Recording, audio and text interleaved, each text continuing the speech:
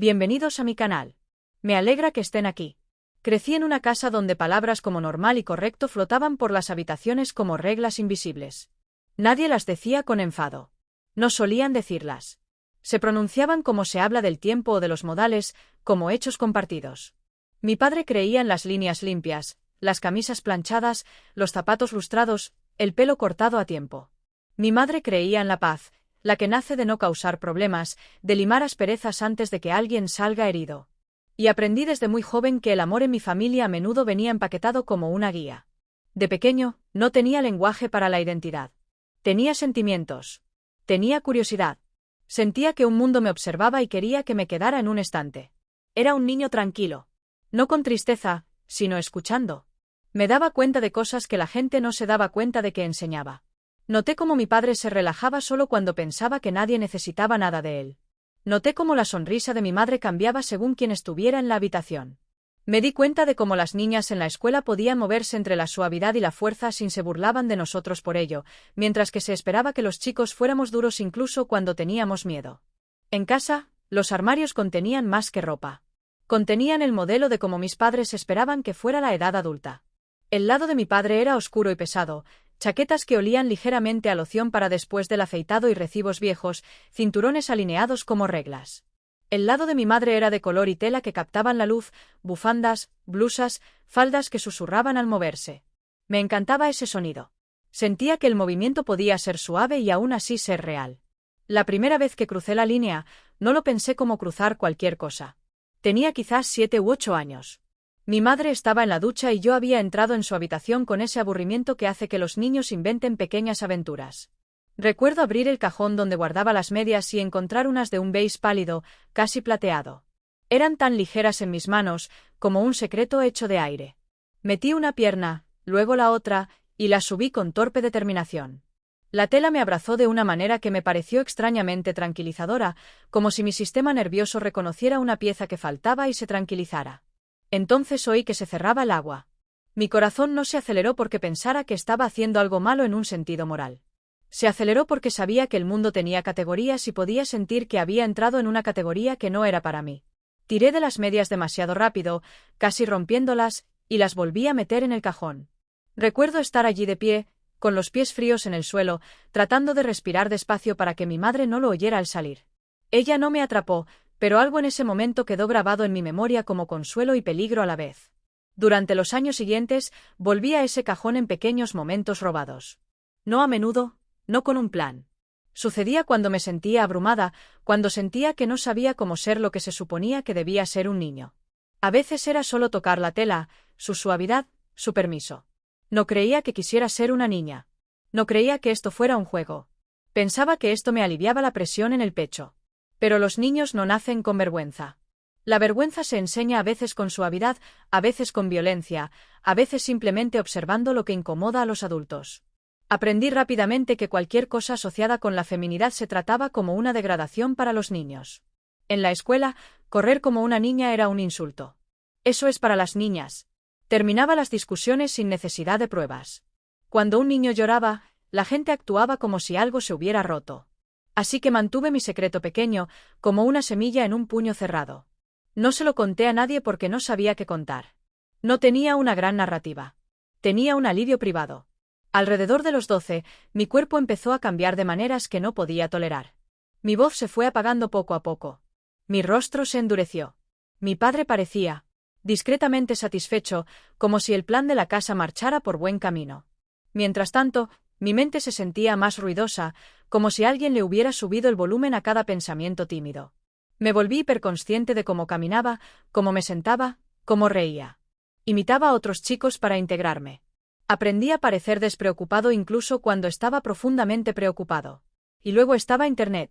Al principio, por casualidad, encontré historias y foros donde la gente hablaba del género como si fuera algo que se podía explorar en lugar de algo que te habían asignado y que se esperaba que hicieras a la perfección.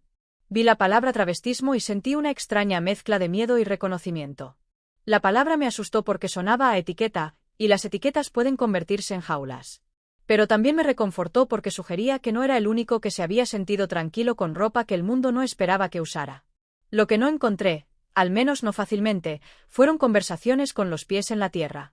Mucho de lo que salía a la luz era burlón o sensacionalista. La gente lo convertía en un chiste, en algo sexual o lo trataba como una revelación impactante. No quería ninguno de esos marcos. Quería una respuesta simple a una necesidad simple. ¿Por qué esto se siente como alivio? ¿Y eso significa que algo anda mal conmigo? Para la preparatoria, mi secreto se había vuelto menos sobre la tela y más sobre la identidad. No de una manera dramática, de una manera lenta y agotadora. Salí un poco con chicas, no porque tuviera un deseo claro de hacerlo, sino porque eso era lo que la gente hacía. Quería ser visto como normal. Quería dejar de preocuparme por estar hecho de un material diferente al de los demás. También empecé a sentir algo que me llevó años identificar, una especie de disociación de mi propia representación de la masculinidad. No era infeliz todo el tiempo. Reía con amigos. Me gustaba la música. Practicaba deportes mal pero con entusiasmo. Sin embargo, tenía la sensación de que estaba actuando en un papel que se ajustaba a mis hombros pero no a mis costillas. Como si pudiera usarlo, pero no pudiera respirar con él. A los 17 años, sucedió algo en lo que todavía pienso cuando la gente me pregunta cómo comienza la exploración de la identidad. Rara vez comienza con una gran decisión. Empieza con un momento en el que alguien trata tu yo oculto como si fuera humano. Se llamaba Mara. No era mi novia. No era una desconocida misteriosa. Era amiga de una amiga, alguien que empezó a aparecer en nuestro grupo porque ella y mi mejor amiga compartían clase de arte. Tenía una amabilidad directa. No cruel, no gentil al estilo convencional, sino honesta de una manera que hacía difícil esconderse tras bromas. Mara se daba cuenta de las cosas. Se daba cuenta cuando la sonrisa de alguien era una máscara. Se daba cuenta cuando el estoy bien de alguien salía demasiado rápido. No me gustaba que me notaran, pero también lo ansiaba. Una tarde después de la escuela, un pequeño grupo de nosotros terminamos en su casa porque sus padres no estaban y tenía una mesa grande donde la gente podía distribuir la tarea como una queja compartida. Recuerdo estar sentada en esa mesa mirando un problema de matemáticas que no me importaba, sintiendo la familiar opresión en el pecho. Todos los demás hablaban de fiestas, la universidad y quién salía con quién. La conversación se sentía como un río en el que no sabía cómo nadar. En algún momento, Mara regresó a la habitación con un montón de ropa en los brazos. Ni lencería, ni nada sexual, solo prendas comunes, una sudadera con capucha, un cardigan, una falda que parecía de segunda mano. Tienda, un par de bufandas. Las estaba revisando, murmurando sobre donar algunas y quedarse con otras. Alguien bromeó sobre que tenía demasiada ropa. Se encogió de hombros y dijo, la ropa es solo lenguaje. A veces necesitas más palabras. No sé por qué esa frase me impactó tanto. Quizás porque era cierto de una forma que todo mi cuerpo reconoció. Más tarde, los demás se fueron a la sala. Me quedé en la mesa fingiendo leer algo. Mara también se quedó, doblando. El silencio entre nosotras se sentía cargado. No romántico, sino íntimo como lo es la honestidad.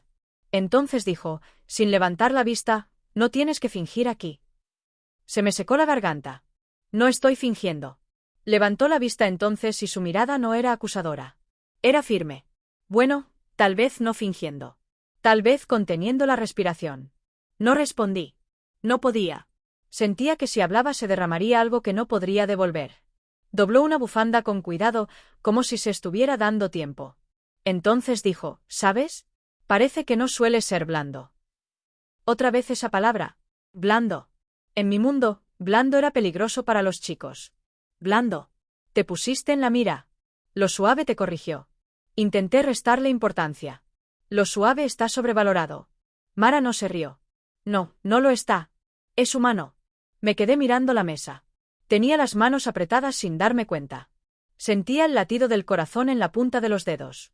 Entonces dijo algo que me asustó aún más porque estaba cerca de mi secreto. ¿Alguna vez te preguntas cómo se sentiría que te vieran diferente? No de forma falsa, solo diferente. Tragué saliva. La habitación parecía demasiado iluminada. Asentí levemente.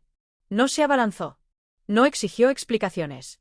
Simplemente dijo, si alguna vez quieres probarte algo, solo para ver cómo se siente, puedes hacerlo aquí conmigo. Sin fotos, sin bromas, sin rarezas. Sentí que me subía el calor a la cara, una mezcla de gratitud y pánico. ¿Por qué dices eso? Mara se encogió de hombros, pero su mirada permaneció seria. Porque te he visto durante meses actuar como si te estuvieras preparando para el impacto. Y porque he tenido amigos que fueron castigados por ser ellos mismos, y me prometí a mí mismo que sería el tipo de persona que no contribuía a eso, no dije que sí de inmediato. Me senté allí luchando conmigo misma. La parte de mí que había aprendido a sobrevivir me dijo, no hagas esto. Así es como se pierde a la gente. Así es como te conviertes en una historia contada con risas. Otra parte, más silenciosa pero más profunda, dijo, ¿estás cansada de contener la respiración? Pregunté, ¿y si entra alguien? Entonces diré que estamos haciendo una tontería artística, dijo. O les diré que se vayan.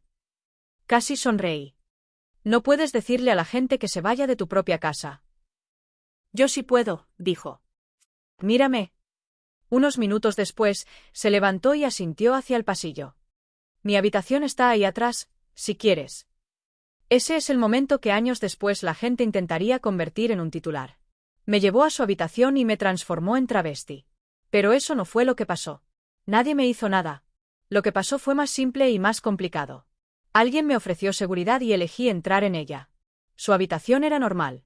Pósters, un escritorio desordenado, un espejo con notitas pegadas alrededor. El aire olía a ropa sucia y virutas de lápiz. Señaló la cama. Siéntate. Respira. Me senté. Sentía las piernas como si no me pertenecieran. Levantó un cardigan, gris suave, extra grande. Empieza con esto. Es básicamente una manta con mangas. Dudé, pero me la puse. Me envolvió sin exigirme nada. No decía que fuera fuerte. No decía que ocupara espacio. Solo decía que podía existir. Mara me observó atentamente. ¿Cómo se siente? Intenté encontrar una respuesta que no sonara ridícula. En silencio. Asintió como si tuviera sentido. Bien. Luego me ofreció una bufanda. Y después de una larga pausa, una falda. Nada llamativa, una falda sencilla con una forma sencilla. La miré como si fuera un examen para el que no hubiera estudiado. No tengo por qué, susurré. Tú no, dijo ella inmediatamente. Podemos parar. No quería parar. Lo que quería era permiso para no ser valiente. Así que dije, vale, pero si parece ridículo. No lo será, dijo. Y si lo parece, no pasa nada. Me cambié tras la puerta de su armario como si un trozo de madera pudiera protegerme de la vergüenza. Al salir, no me reconocí. Y, sin embargo, sí. No fue como convertirme en una persona diferente. Fue como dejar que otra parte de mí se oxigenara. Me miré al espejo y sentí algo que rara vez había sentido. Alineación.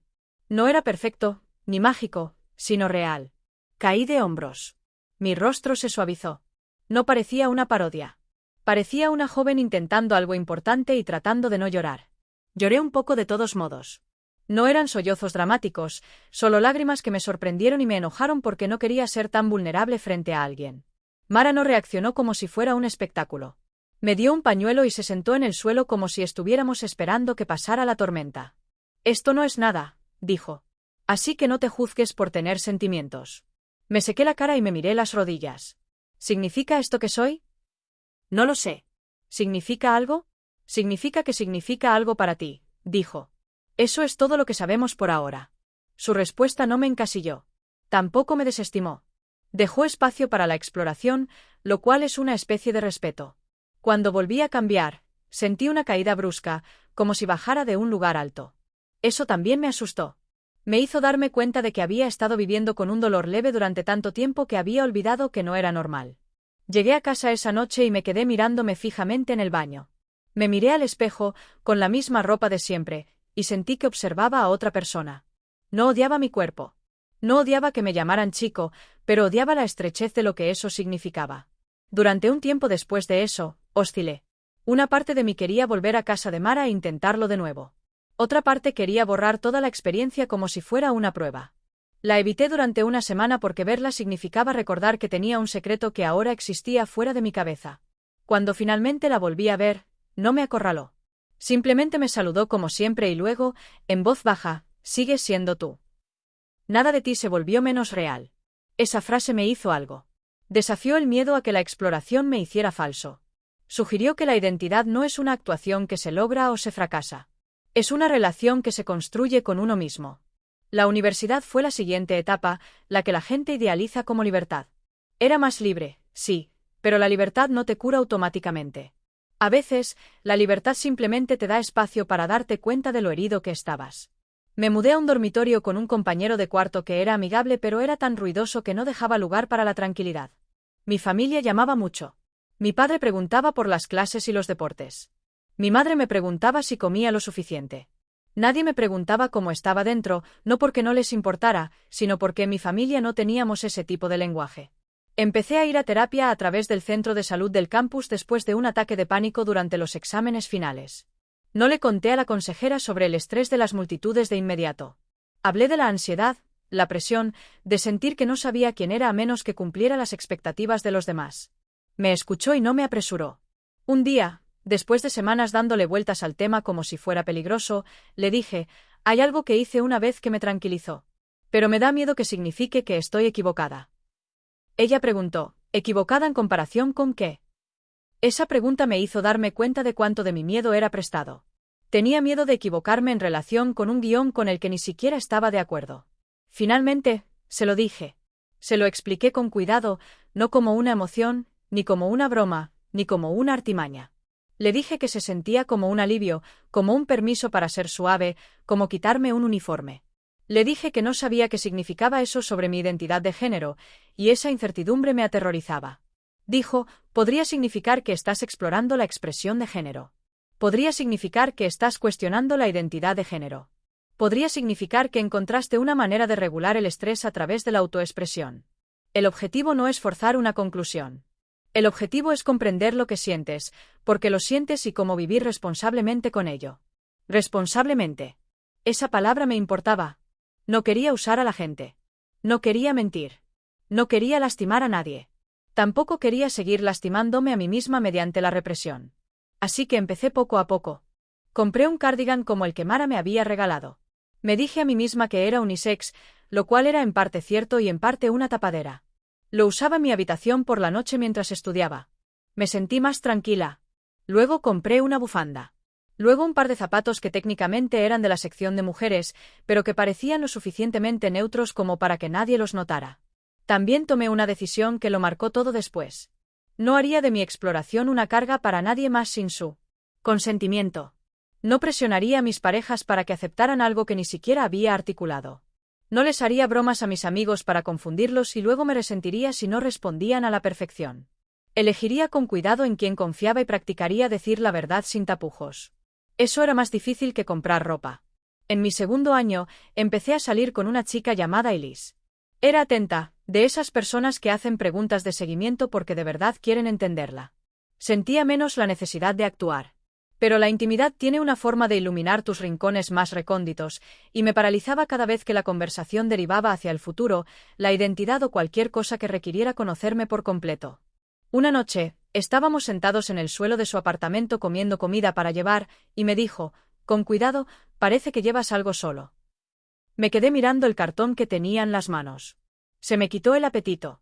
Quería negarlo. Quería decir, no, solo estoy cansado. Pero recordé mi promesa de vivir responsablemente. Y la responsabilidad a veces se ve como arriesgarme a sentirme incómoda para ser honesta. Así que le conté vacilante lo que significaba para mí vestirme de cuervo. Enfaticé lo que no significaba. Le dije que no le estaba pidiendo que participara.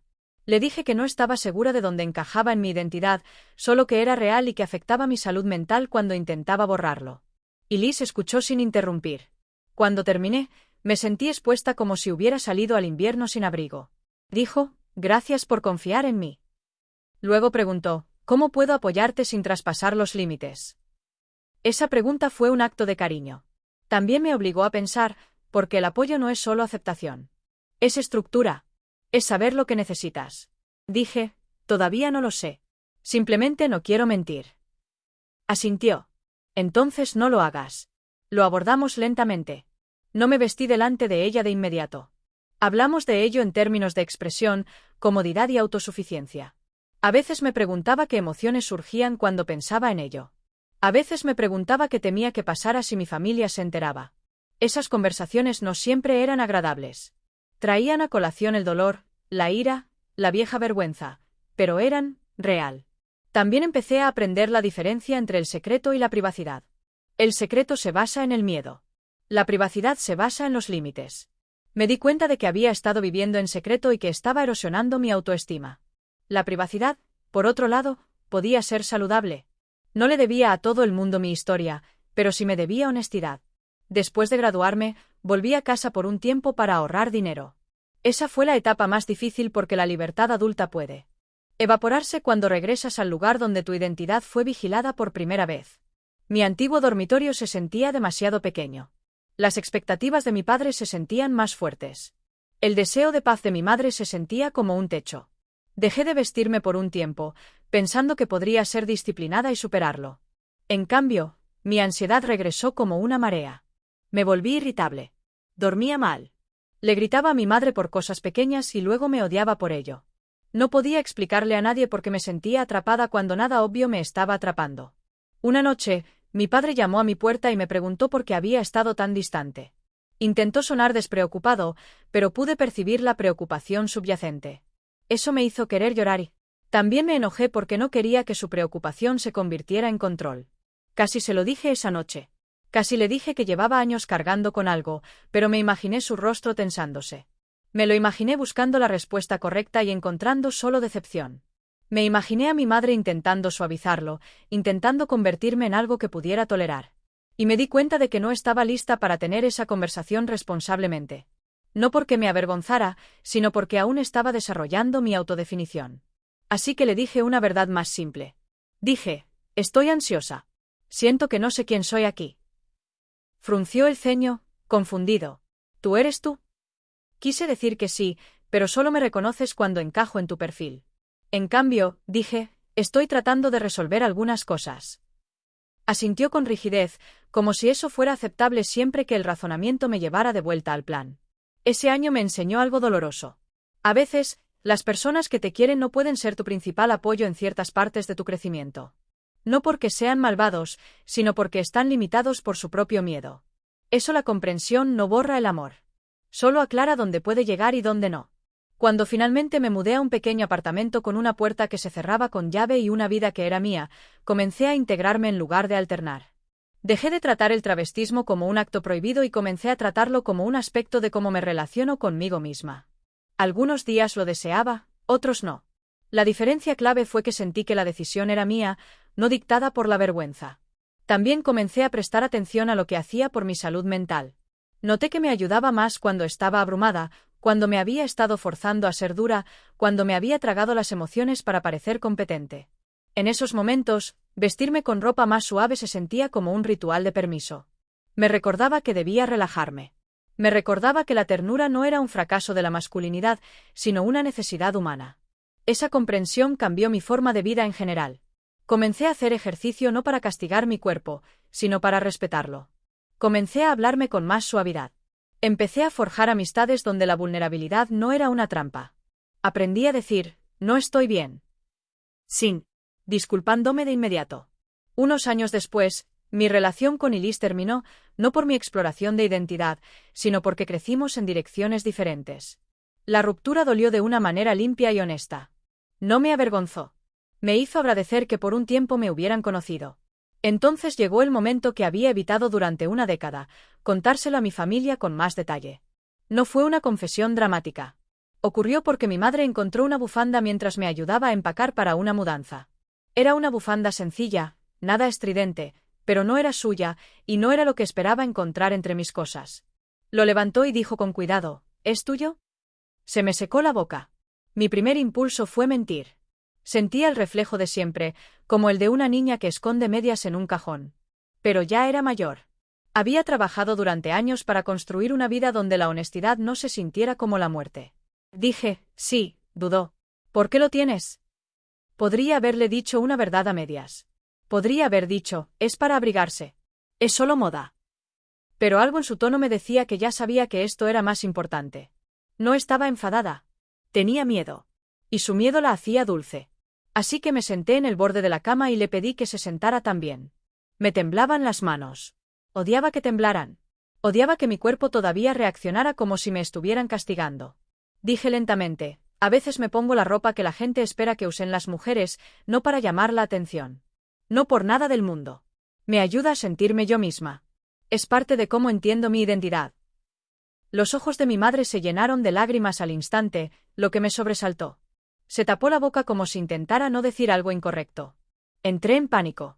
No te lo digo porque quiera hacerte daño. Lo sé, susurró. Solo tengo miedo por ti. Esa frase era muy significativa.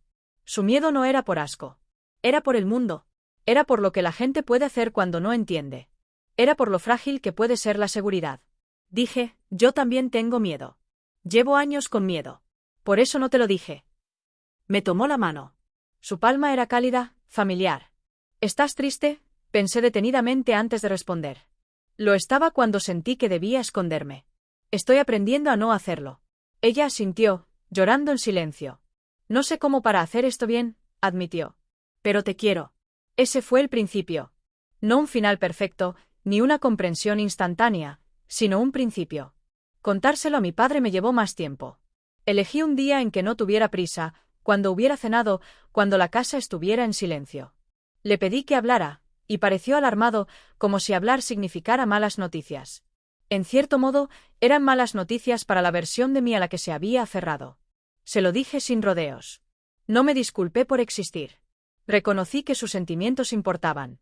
Le dije que no se trataba de rebelión. Se trataba de salud mental y honestidad. Le dije que no le pedía que les anunciara nada a sus amigos solo para que me conocieran. Se quedó muy quieto. Su rostro se tensó de esa manera que había imaginado años antes. No gritó. Eso habría sido más fácil en cierto modo porque gritar es evidente. En cambio, parecía confundido y herido, como si hubiera cambiado las reglas en plena noche. Dijo, ¿por qué harías eso? Respiré hondo. Porque me ayuda a sentirme completa. Negó levemente con la cabeza. Eres un hombre. Puede que lo sea, dije. Y aunque lo fuera, eso no significa que tenga que vivir dentro de la versión más estrecha de lo que piensas. Un hombre es. Me miró, como si quisiera discutir, pero no pudo encontrar un argumento claro que no revelara miedo. Finalmente, dijo, la gente será cruel. Lo sé, dije. Y esconderme no me protegió. Solo me hizo cruel conmigo misma. No lo resolvimos en una sola conversación. Necesitaba tiempo. Necesitaba lamentar una historia que se había estado contando a sí mismo. Durante meses, hizo preguntas incómodas. A veces decía algo incorrecto. A veces se quedaba callado un rato, pero no me interrumpía. No me echaba. En nuestra familia, eso contaba como una forma de amor, aprender a expandirse. Durante ese periodo, también aprendí a mantener mis propios límites. Si mi padre hacía una broma que parecía una prueba, no me reía para mantener la paz. Dije con calma, eso duele. Por favor, no lo hagas. Si mi madre intentaba apresurar el proceso diciendo, no hablemos de ello, yo decía, necesito que sea real, aunque sea incómodo. Esta era la fase de integración, esa sobre la que nadie escribe titulares dramáticos. La integración es silenciosa. Es repetitiva. Es elegir el respeto por uno mismo en los días normales. Es aprender que la autenticidad no es una actuación. Es la coherencia entre tu vida interior y tus decisiones externas. Con el tiempo, dejé de pensar en el travestismo como el centro de mi identidad. Se convirtió en un hilo conductor entre muchos. Mi trabajo, mis amistades, mis valores, mi humor, mis hábitos, mis errores. Aprendí que a veces lo que realmente teme la gente no es la ropa. Es la ambigüedad. Es la idea de que las categorías en las que se basan podrían ser más flexibles de lo que les enseñaron. Empecé a hacer voluntariado en un grupo comunitario centrado en la salud mental y el apoyo entre pares, no en un rol de activismo dramático, simplemente estar presente, preparar café, escuchar. Conocí a personas que habían pasado por luchas mucho más intensas que las mías. También conocí a personas cuyas luchas parecían normales desde fuera, pero eran pesadas por dentro. Esa experiencia me enseñó humildad. Me enseñó que la exploración de la identidad no hace a alguien especial. Los hace humanos como todos los demás. Navegando la tensión entre la seguridad y la verdad. También aprendí a ser cuidadosa con el lenguaje. Cuando hablaba de mi experiencia, intentaba no universalizarla. Para mí, el travestismo significaba una cosa: autoexpresión, regulación emocional, permiso para suavizar. Para otra persona, podría significar algo diferente. Aprendí a no vigilar las experiencias de los demás y a no dejar que definan la mía. También hubo consecuencias, porque las historias de vida realistas siempre las tienen. Perdí a un par de amigos cuando se enteraron, no porque me confrontaran, sino porque se distanciaron, incómodos con la complejidad. Un compañero de trabajo hizo un comentario que dejó claro que ya no estaba completamente seguro con ellos. Aprendí a las malas a elegir a quién se lo contaba y cuándo. Eso no fue cobardía. Fue discernimiento. La seguridad importa. Pero también gané cosas que no esperaba. Conseguí amistades basadas en la honestidad. Adquirí una relación más sólida con mi propio cuerpo porque dejé de tratarlo como una prisión y comencé a tratarlo como mi hogar. Descubrí empatía por todos los que alguna vez sintieron que tenían que comprimirse para caber en una habitación. A veces la gente me pregunta si alguna vez me arrepentí de aquel día en casa de Mara, el día que me ofreció seguridad, un cardigan y la posibilidad de elegir. No me arrepiento. Lo único que lamento son los años que pasé tratándome como un problema que resolver, en lugar de una persona que comprender. Mara y yo perdimos el contacto después del instituto, como suele pasar con muchas amistades. Años después, le envié un mensaje. Le dije simplemente que había marcado una diferencia. Me respondió con algo breve y muy propio de ella. Me alegra que estés respirando. Eso es lo que ha sido, en los términos más honestos, aprender a respirar. Si estás escuchando esto y reconoces partes de ti mismo, quiero decirte algo con cuidado. No tienes que apresurarte a etiquetarte. No tienes que convertir tu vida en una misión secreta. Tampoco tienes que castigarte por ser curioso. Lo que sí necesitas es honestidad contigo mismo, paciencia y el compromiso de no dañar a nadie, ni siquiera a ti mismo. Busca espacios seguros. Busca apoyo si la ansiedad o la vergüenza te están absorbiendo. Habla con un profesional si puedes. Y recuerda que el objetivo no es ser impactante ni especial. El objetivo es sentirte completo. Gracias por ver y pasar este tiempo conmigo. Si esta historia te ayudó a comprenderte a ti mismo o a los demás un poco mejor, no dudes en explorar más en el canal.